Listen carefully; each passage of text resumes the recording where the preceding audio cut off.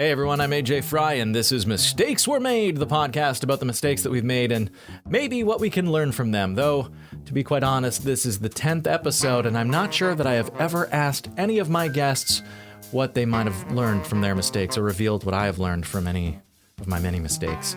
Perhaps I've been doing this thing wrong the entire time. Of course, you can only get better by doing things and by correcting your mistakes as you go. I have a very fitting guest for this 10th episode as she recently celebrated her 10-year milestone of being the executive director of Hal-Con, my favorite fandom convention in Canada. We recorded our chat in front of a live audience at Hal-Con 2019 just a few weeks ago in late October.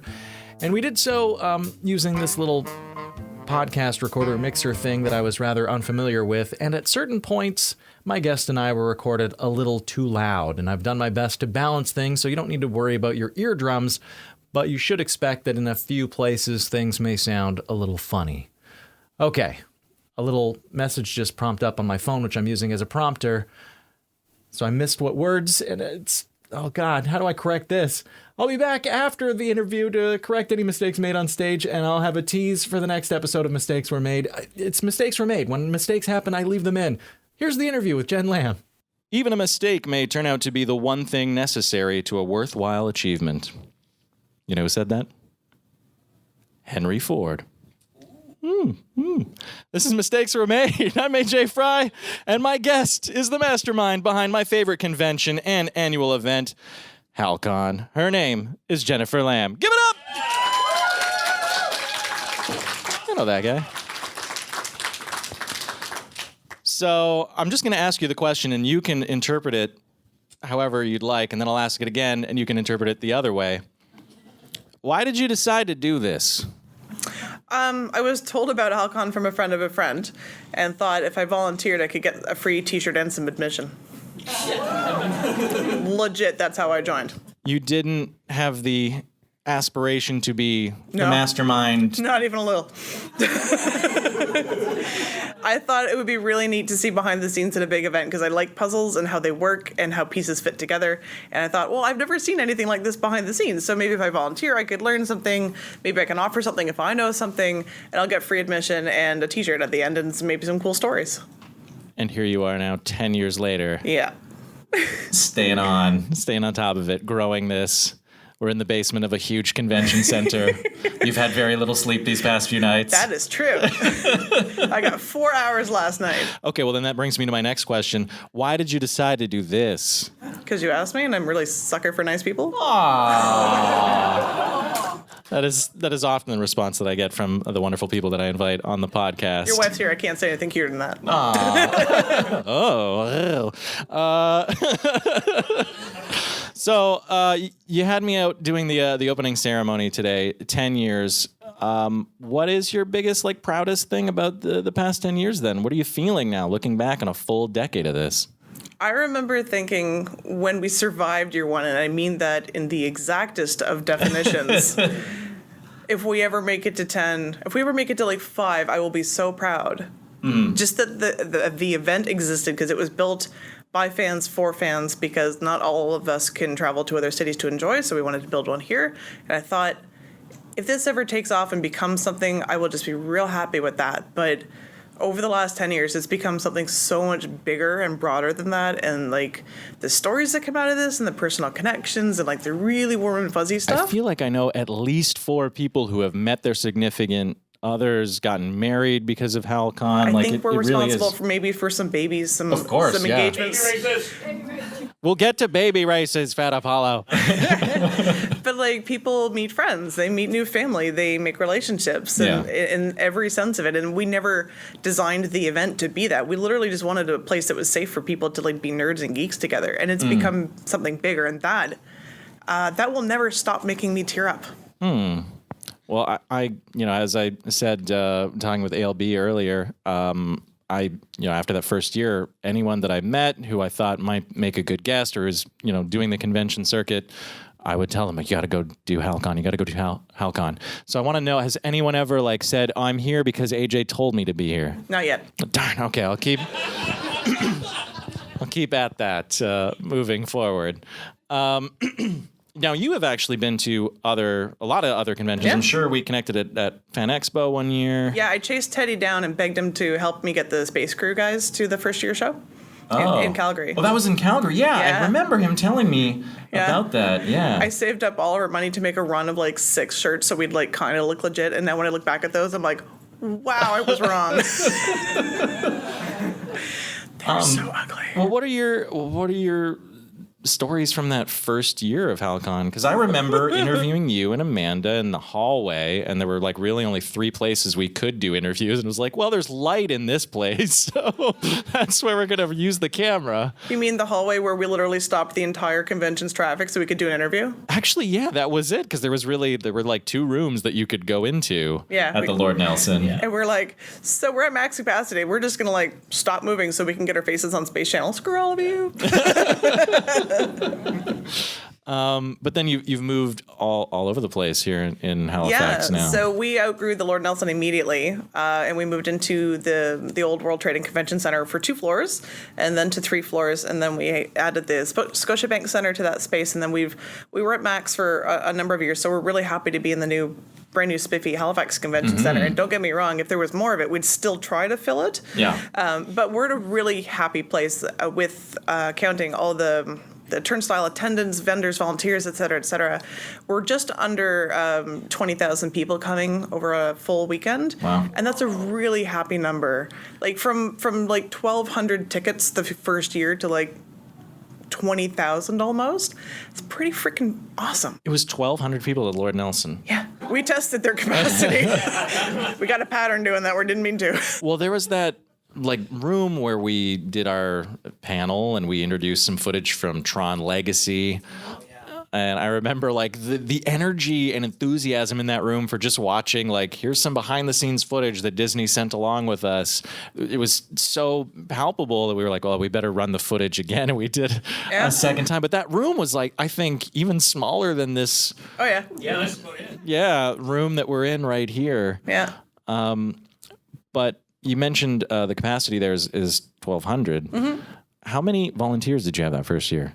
There was a committee of 6. And 20 volunteers, and I think I recruited 18 of them from people at work. Wow. So 26 people ran the first event, and we're a little over 450 right now. 450 volunteers. And after 10 years, I turned it into a job with a paycheck, and that's pretty sweet. Yeah. Yes, congratulations on that. I mean, there is no other job that I will ever get in my lifetime where I can walk into a room and get applause. So you'll have to excuse me if I milk this for every cent it's worth. Well, speaking of milking things for every cent that they're worth, a lot of the other conventions in Canada are currently owned by 1 or 2 different corporations, and the resounding sentiment that I've had expressed to me from other people who go to conventions as part of their business is like, the quality of things is just awful. It's soul sucking. It's just about that bottom line. Whereas here, it always feels to me like it's so much about a sense of community. Do you have concerns? I mean, I don't even know how to ask the question because is it your call if you sell Hal-Con? Is that a thing that could happen? These are things I want to know answers to, but I don't know the right questions to ask. Well, I have had 2 different phone calls from Informa over the years. Okay. And I'm always like, yeah, we're tiny. You're never going to make more than this many people in the building. We make like this much return on our time, and we're run by volunteers. Don't even bother with the East Coast. How about you just play everywhere else, and we'll just play here? And they're like, cool. So far, so good. Great. It's really kind of even thrilling that they even poked around. But yeah, well, their question was, can we make money? And we're like, not much. We like it's so true that like shoestring to describe year 1 is not even. No, I was there. Not even I know, accurate. but it was still. I mean, that's the thing. Like, I mean, we were still pretty fresh in our careers on TV, Teddy and I, and it was just so magical. Not the like production value, because who cares? It was just the energy and the love and the stories and yeah, meeting everyone and feeling like a part of a community. And it's even though we were 2 TV guys from Toronto who maybe didn't deserve that kind of reception at that point, but were immediately ingratiated and felt so much love, which is why I keep coming back. Well, I appreciate that. I mean, it's partly a maritime thing. I mean, I was imported from Ontario, but I'm really glad to have stayed. And I think it's also partly like a nerdy community. Like many of us growing up had at least one instance or another where we were excluded for something because we weren't cool. So when we find a group of people that love us, even like a little bit, even with the strangers you really don't know, you meet in line, you hang on to that. And like, we just want to cultivate that and keep it growing. And I think once we figured out that was a secondary thing that Hal-Con offered, we just went all hog and wanted to really do that. So then you're not planning on selling to Informa. They'd have to offer us a lot of money to really consider it. So, but they're not going to make that money back, so they're not going to make that offer. Yeah. So where do you hope to see the con growing in another 10 years? Is that, maybe don't think that far ahead. Maybe just keep focusing on making this weekend a success. We have to decide on the dates for 2024 because they asked us to put them in the calendar. We're like, yeah, we should do that. So if you have feelings, we'll talk about them after. Get me out here in the summer. Yeah, no, we're picking between Halloween and just before Remembrance Day, like that kind of. Anyway, right. Over the next 10 years, we've talked about some really big long-term plans, and the event itself probably can't grow unless we can find another building nearby, which is going to be trickier. Not impossible because they are converting the old World Trade, but I was going to say, I mean, it really is right around the corner. You could have multiple venues. So we call that SpiderCon, and that's a scary thing to plan as a behind-the-scenes person, but the idea to grow to 4 days or to add like conference stuff leading up to it for professional industries. There's a lot of community building that we're looking at over the next couple of years. That's what I was going to say. Unlike all these other conventions that I'm aware of across Canada, the Hal-Con community exists far beyond this weekend. There's so many different things that you put together throughout the year. Yeah, we do a lot of little programs, and we were lucky to get a grant from the Cultures, Community and Heritage from the province, and that's really enabled us to do some fun stuff. And it's little things. It's like a monthly drop-in at the library, so you can learn and craft and build in the company of others, but it's enabled people to make friends and make new skills already. But there's a bunch of other little things that we run, and we've got like a winter dance that we do, and the Facebook group for How Much You Love It or Hate It connects about 12,000 people, and that's pretty cool. Well, I know that when you're at the head of something as big and as loved as Hal-Con, it can put you in a bit of a weird position sometimes. So let's bring up the topic of mistakes. Oh, I guess I can answer you. Okay. Well, do you have any that you're ready to talk about? Oh, yes, I am. Okay. Normally I offer, but I think you're ready to go. So I've been waiting 10 years to tell the story. All right. You guys are so lucky you don't even know. So what's the story? Okay, so Hal-Con Year 1. Hal-Con Year 1. We're at the There's Lord 6 of Nelson. us. The way we've got the con divided now, there's about 50 different roles that each team member kind of spreads out and takes over. I had about 21 of those myself, so everyone's brain was liquid for like all of October, trying to get this thing off the ground. None of us have ever run a show before. None of us are event planners. I was working in travel, so I kind of knew bits of things, but I didn't know what I was doing exactly. Nobody really knew what they were doing. So we planned our best. We had our volunteers. We had like all our programming organized, and we had all these actors coming in, and we had contracts, and we forgot about the essential part of like the basics of money management. Now, I don't mean this in a scary way that like we lost our shirts and we were super broke or anything. I literally mean physical money management. So registration was largely run by cash because it was 2010. And we ended up with a lot of physical cash and we didn't really know what to do with it. I'm talking like $30K. So was it all in a sleeping bag or? Like, what did you keep the money in? I'm building to that. Okay, I'm sorry. I'm jumping to the end here. You shush. It's my turn now. Okay. So the way Hal-Con was set up, we didn't really have a volunteer room because everything was multi-purpose because our venue was so small. Oh, I remember the volunteer room. That was what made it so awesome. So what you don't know... No, wait, that wasn't the volunteer room at the Lord Nelson. I'm picturing the one at the trade. Yeah, so we might have done a little... we had a book signing for an author in like this weird shared space. So it had... what was it? We had like a little tiny boardroom. There was like a little tiny kitchen. There was a private washroom and a large kind of like living roomish kind of area. And then off to the side, there was a bedroom that you could lock and like have privacy. So it was like a super fancy suite, right? So they give us that for a deal. And we're like, okay, that's our volunteer headquarters / whatever space. We didn't have a safe. We barely had cash boxes because literally we had done fundraising for every flipping penny for this. What we ended up doing, managing our $30,000 plus in cash, was I took a pink Post-it, wrote broken, stuck it on the microwave behind the bar. And it worked.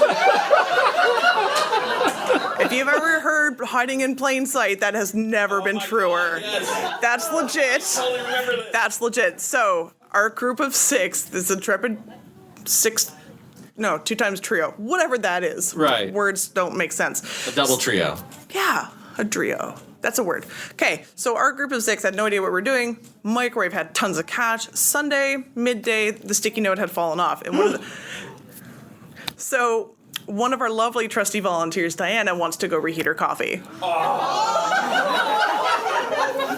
Opens up the microwave, makes an inaudible, closes the microwave, sees the broken sticky, reattaches it, comes to find me and says, so, hey, I'm a professional CPA. You need me. I'm like, hi, Diana, nice to meet you. Why do you say that? She's like, I found the microwave. I'm like, duh. So at the end of the show, we put all that money in a Dollarama bag, obeyed every possible traffic law as we drove exactly the speed limit to the bank and put that sucker in. And I think we might have broken even. Well, congratulations on that. My chair wanted me to make it very specifically clear we've come a long way since then. We're good now. There are, in fact, 2 safes in the building. Oh, good. Well, that's a fantastic story. I don't know. I mean, all my stories of money going wrong or just spending it on the wrong things. But a convention story that I can tell, I thought maybe I'd share this with Fat Apollo because he knows what it's like to moderate with celebrities. But I could tell you either my Richard Dreyfuss story or my William Shatner story. Shatner. All right. Dreyfuss. So it probably would have been the first Fan Expo that I was working after getting the gig for Space, and we were explained how moderating panels works, much like what you're seeing right here in front of you. You go into the room, you as the host sit down, or you stand up, introduce yourself to the audience, and bring out your guest, shake hands, they sit down next to you, you ask a few questions, you turn it to the crowd. We'd already even done 1 or 2 of these, but then William Shatner was our big one that both Teddy and I were very excited to introduce. And we were waiting around backstage, and Gary, William Chandler's handler, arrived first and shook our hands and was like, okay, get out there and introduce him. And we're like, well, he isn't really here yet. Like, we can't really introduce him until he's here. And he's like, he's coming down the hallway. You should go introduce him, like, right now. But we were both very, like, we should at least shake his hand first, like, just say hi before he gets here. And sure enough, he just arrives, and it was like, oh, okay. Hi, Mr. Shatner. And then we are up on stage, a room, 4, like 8 times the size of what we're in, like thousands and thousands of people there watching us. And we, everyone is our honor, our privilege. You know who it is. It's William Shatner. Crowd erupts. William Shatner takes the stage. We step back to let him do the thing of like, hello, everyone. And he grabs the microphone and just crowd calms down. He starts talking. And Teddy and I are standing behind him. I'm like, okay, he's just going to tell like a short, like 30-second story or something, and then he'll come sit down and we'll interview him. But the story keeps going, and after a good 45 seconds, we're starting to look at each other like, what do we do? Do we interrupt William Shatner? Do we leave the stage? Do we keep standing here? A good 3 minutes have gone by now, and it's just him talking to the crowd as we're standing behind him. We're still looking at each other, unsure what we were supposed to moderate this. And then maybe 4 or 5 minutes into it, William Shatner looks back at us, and he's like, what are you still doing here? And we just, shrugged and then walked off stage. And then towards the end of the panel, because he was clearly capable of doing it without us, Gary says, all right, you got to go rap him. And I was like, what do you mean I got to go rap him? It's like, you got to go, tell him to get off the stage. I was like, you want me to go rap William Shatner? I don't know how to do that. I understand the mechanical aspect of it, but how do you do that? But he's like, you got to go do it. So I crept back up onto stage. I don't know why I decided to creep, and here I am gesturing on a podcast, but the audience here can see that I'm sort of creeping up behind him, and to bore you for a second, Jen, I just went, Mr. Shatner, and I was this close to him. You got the rap. And then I just backed up off stage, but he froze when I got that close to him. He was just... And then I walked back off stage, and then he got his big applause and left the stage, and that was my first time moderating a panel with William Shatner. They asked us to moderate his panel at Calgary Expo the next year. We made very sure to talk to him beforehand and figure it all out, and it went much smoother with William Shatner there. But thank you so much for having me back to moderate. Give it up for Jen Lambe and Hal-Con. Big thank you again to Jen Lambe for joining me, and a big update that I only discovered when I woke up on Saturday morning. Jen has announced that she is moving on from her role with Hal-Con. I must say, I'm a bit shook. Jen, if you're listening to this, I imagine you're fielding lots of questions from lots of people these past couple of days, so I really didn't want to bother you for a follow-up comment or soundbite or whatever. Instead, I will just wish you the best of luck on your future endeavors, and I thank you for creating an event that has brought more joy to my life and so many other people's lives than I can really find the right words for. While I'm certainly a little sad to know that you won't be as involved anymore, I am confident in the fantastic team of people who make Hal-Con possible, and that they will no doubt grow into the massive shoes that you've left behind. So congrats once again on the legacy you have left behind. Quick correction from the episode, as Addie the Adipose's human friend Mike pointed out. I did say William Chandler at one point in there. Perhaps you eagle-eared listeners caught it as well. So if you're listening, William Shatner, I am so sorry I mispronounced your name. I promise it won't happen again. I did have an idea for a fake commercial to include at the end of this episode for a new fandom convention called SpendCon. But it was a one-note joke about a convention where you could spend money to access all kinds of things, like shorter lines at the bathroom. And the more I thought about it, it honestly was so close to reality, it didn't really feel like a proper parody. So I didn't do the commercial. Anyway, we'll have plenty of laughs on our show. Next week, as my guest, is the one and only Michael McCluskey, who is also known as Fat Apollo. Here's a little sneak peek. Okay, what's the deal with your hair? That's a good question. Seriously, when you were young, you had friggin' awesome hair. Remember you had the white... Well, are you talking about YTV days? Yes. I'm talking about that blonde hairstyle you had. Yes. I had that friggin' poster in my room for months. I don't remember this poster. And I would look at this, and I would go, yeah, AJ, that's some hair. And now look at you. You're like a middle-aged idiot like me. That was Fat Apollo, the second most Halley famous person in the world, and when I first had the idea for Mistakes Were Made, I knew that he would be an amazing guest. So you'll just have to check back next Monday morning to find out if I was right or if I made a big mistake. Spoiler, I didn't. If you enjoyed this episode, please leave a rating and tell your friends. I'm still making all kinds of mistakes, and if you've noticed one or have an idea of how I can improve the podcast, I would genuinely love to hear it. So few people actually send me any notes. It's hard doing this in a bubble.